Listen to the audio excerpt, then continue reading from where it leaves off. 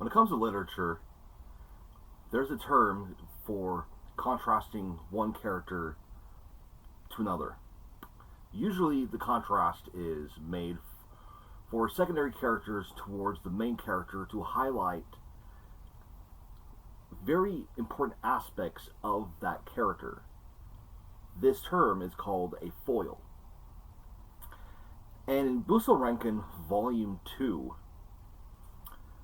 we get to see how one of the more powerful homunculi is a direct foil to Kazuki Muto. Now, the contents of this volume pretty much are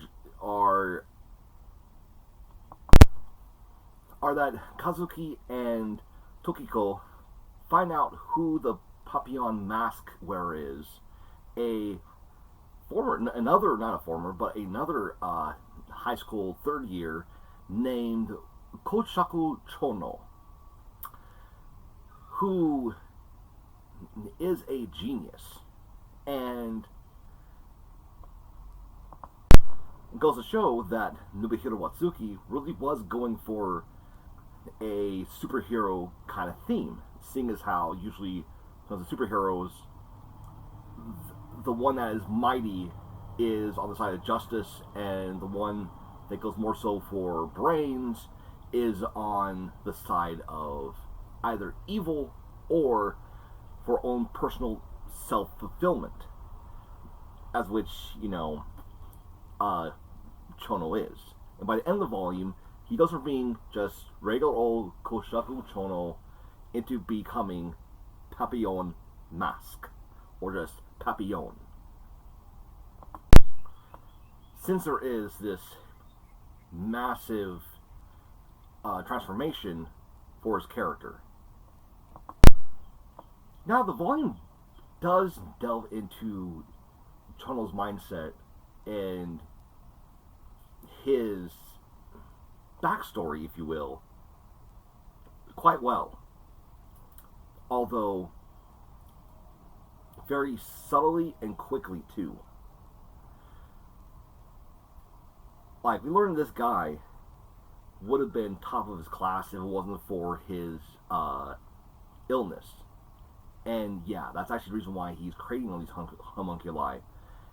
And the thing is that the information he got in order to create these homunculi, in order to even go down this dark path, is thanks to his great-great-grandfather. If it wasn't thanks to him and his research, and Chouno, just so happenly finding out about it himself, he probably would have never even started doing this.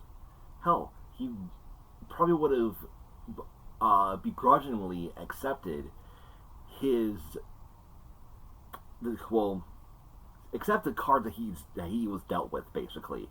Accept the fact that his own family has wrote him off for dead, that his father had already, made to where his twin brother, Jiro, would have taken over the Koshaku estate. The other thing about Papillion is the fact that he is a very self-centered individual. He cares only about himself and his own progress. Everything else doesn't matter to him, as long as it benefits him in the long run. If you look at the very end of the volume, where he is being approached by the hired guns that his family has hired as bodyguards, and they're each referring to him as Jiro. They're like, "Hi, Jiro. Jiro, what's up, Jiro?" And he's just killing them left and right until somebody can, notice that he's not Jiro. He's Chouno. Even his own father couldn't tell the two apart. And ultimately met his end at Chouno's hands. Or, rather, Papillion's hands. Or hand. Come on, he pierced the motherfucker through the chest, okay? Like, seriously. And because of that, he was going to let anybody that recognized him for him and not for his brother live. And that wasn't going to be because he was going to feel pity for them or anything like that. It was just for a self-fulfillment. It's because at the end of the day, the character Chouno Kouhaku, or Koshaku Chouno, aka Papillion Mask, is a selfish individual. That's point blank it. Cares about nothing but himself. And that is the direct opposition towards Kazuki Muto, who could give a fuck how badly he's hurt. He can give a fuck about, about his own well-being as long as the other people in his life are safe. And this is exemplified in this volume. The fact that, he takes over the fight against Washio, and the fact that he went alone to go and confront Koshaku Chouno. Sorry, saying that name so many times is now becoming a fucking tongue twister. Go up against Koshaku Chouno. He was there when Chouno became superhuman. Oh yeah, about that. So you remember how they said homunculus word embodiments, or rather, it's the rearranging of DNA structure from an animal or a plant that embeds into a person's skull, and then that person ends up getting their DNA rewritten to become a lot more monstrous. Well, Chouno created a homunculus core that was based off of his own DNA, meaning a human homunculus. And since it's human changing the DNA of a human, that means that human, aka Chouno, aka Papillion Mask, is now a superhuman who can absorb people. So, yeah. Really, really weird. But anyways, back to what I was saying about Kazuki Muto. He does what he does for others. And the only reason why he pushed himself to defeat Papillion was because he wanted his comrade in battle, Tokiko, the one person who's been teaching him, in a sense, how to utilize his kakugane. He did it for her, not for himself. He also did it, for his friends, his sister, for basically anyone else that Papillion could hurt. And the fact that Papillion, mercilessly killed practically his entire family. Well, maybe not his entire family, but at least it was his father and brother, unless his mother was already dead. But, anyways, yeah, he defeated Papillion for the sake of other people. Now, I started off this volume. Wow. I started off this review talking about foils, and in this volume, we get a clear depiction of a true foil towards Kazuki Muto, and that is in the form of Washio. Now, their oppositions are not exactly within their ideals. It's within whom they owe their life to. And during their battle, Kazuki mentions, that he owes his life, his heart, basically, to Tokiko.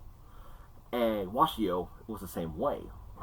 Because Washio does remember how things were when he was just a hawk. And he remembers, or rather, he knows the fact that Chouno basically gave him a new life. But the thing is that Kouhaku Chouno only sees the homunculi he has created as a means to an end.